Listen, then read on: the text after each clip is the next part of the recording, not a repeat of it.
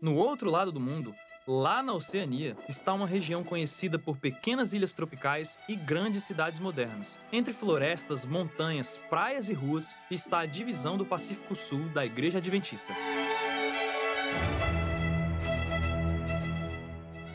Neste lindo e vasto território, existe uma grande variedade de pessoas e culturas que fazem daqui um lugar um tanto desafiador, mas cheio de oportunidades.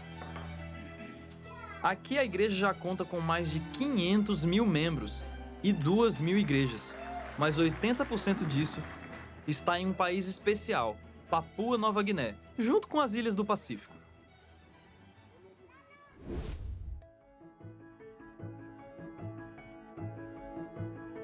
Na cidade de Goroka, a Igreja Adventista tem uma das maiores missões do país.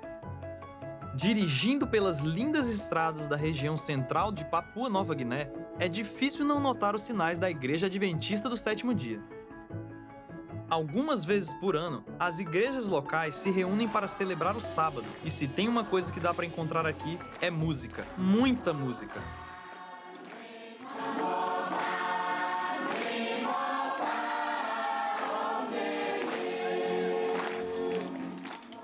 Ela é uma parte super importante do culto, e por isso todos cantam com muito entusiasmo e alegria.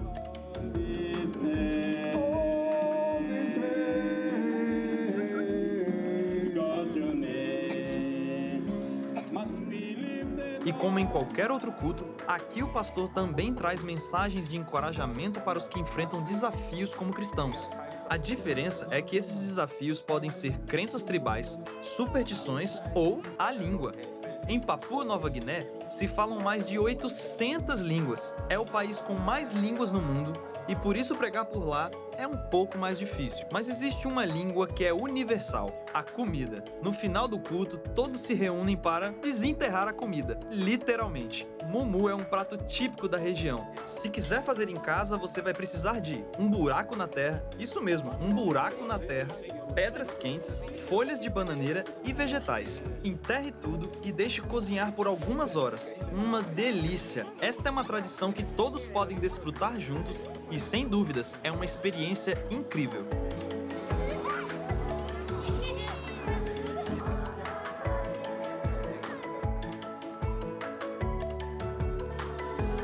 O sábado é realmente um dia cheio de alegria, com programações durante todo o dia para pessoas de todas as idades.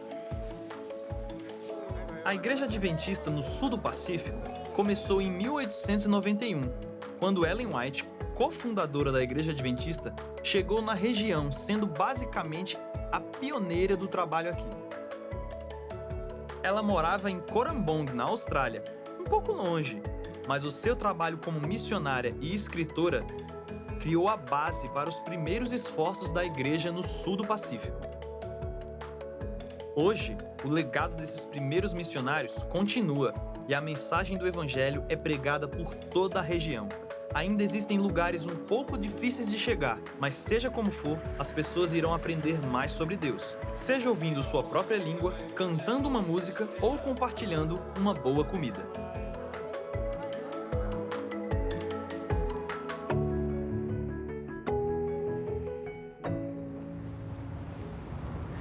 Houve um tempo em nossa história que as aparentes e intransponíveis barreiras entre as pessoas do nosso planeta eram principalmente físicas. O maior problema é relacionado com o transporte de pessoas, mensagens e itens através dos oceanos para se chegar aos lugares mais distantes do nosso mundo. Mas como cumprir a ordem evangélica neste contexto? Como avançar com a grande comissão? Como, pois, invocarão aquele em quem não creram? E como crerão naquele de quem não ouviram falar? E como virão se não houver quem pregue? E como pregarão se não forem enviados? Como está escrito, como são belos os pés dos que anunciam boas novas. Os primeiros missionários viveram esses desafios e souberam muito bem quão difícil era superar os desafios relacionados com os aspectos geográficos. Mas hoje, pelo extraordinário desenvolvimento tecnológico das últimas décadas, nós podemos chegar a praticamente qualquer ponto do planeta, se não fisicamente, virtualmente, em poucas horas. No entanto, a real dificuldade em nossos dias é que mesmo em meio aos avanços da tecnologia de transporte e comunicação, nós venhamos a nos esquecer das barreiras culturais que são, em certas partes do mundo, ainda maiores. A experiência de muitos nos ensinou que nós precisamos mais do que somente o conhecimento linguístico ou um bom tradutor. A correta comunicação transcultural é essencial para o avanço da missão. Para que isso ocorra é necessário conhecimento da cultura para uma maior eficiência no compartilhar do Evangelho. Para diferentes culturas se deve usar diferentes métodos, assim como aprender cada cultura antes de iniciar o processo de proclamação do Evangelho eterno. Nunca nós podemos esquecer que o que é aparentemente normal para uma cultura pode muitas vezes ser uma ofensa para outra. A palavra comunicação vem do latim communis, que significa comum. Portanto, algo em comum precisa acontecer entre o comunicador e o receptor. Em outras palavras, o método do comunicador deve ser de acordo com quem ele está ouvindo. Essa será a codificação usada tanto para falar quanto para receber. Para uma comunicação ser eficiente, é necessário conhecer a cultura ou o código de quem está ouvindo, pois essa é a forma que ele vai receber e entender a mensagem. Dentro do processo de comunicação do Evangelho, nós temos o missionário e a cultura do missionário e a mensagem que ele tem que passar, e outro lado, aquele que ouve também a sua cultura. Portanto, tanto a cultura de quem fala como a cultura de quem ouve estão envolvidas. E se nesse processo de comunicação os participantes não estão alinhados, quem recebe a mensagem não vai entender. Por esse motivo, é tão necessário que o comunicador conheça a cultura para quem ele está se comunicando. Um problema que nós podemos ter são aqueles que chamamos de ruídos de comunicação, que fazem com quem está ouvindo não querer mais ouvir o que é comunicado, de maneira oral, escrita ou visual. Podem ser ruídos como sons do ambiente, ou pode ser um problema do comunicador não estar falando a mesma língua de acordo com quem está ouvindo. Para evitar esse problema, o missionário precisa interpretar as escrituras sagradas e verificar como ela vai ser traduzida de tal forma que a cultura que está recebendo vai entender ali os princípios apresentados da melhor maneira possível. Por exemplo, para certas culturas, traição é honra. O que isso significa? Significa que Judas foi um grande homem para eles. Você percebe a dificuldade? Por isso é fundamental ir ao povo que nós temos em mente alcançar, viver com eles, aprender com eles, procurar oportunidades para servi-los.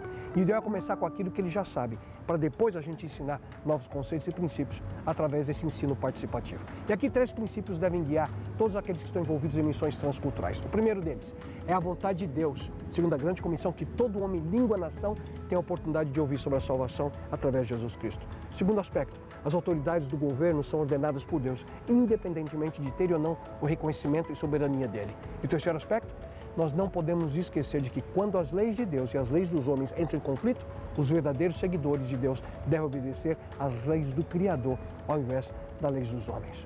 Assim como Jesus Cristo tornou-se homem para poder se comunicar conosco, mostrar o amor de Deus, nós devemos também buscar meios para que com sabedoria possamos comunicar a mensagem do Evangelho Eterno de maneira compreensível e relevante a todas as pessoas. Leia, estude, aprenda a servir segundo o exemplo do Mestre. E então, você já está pronto?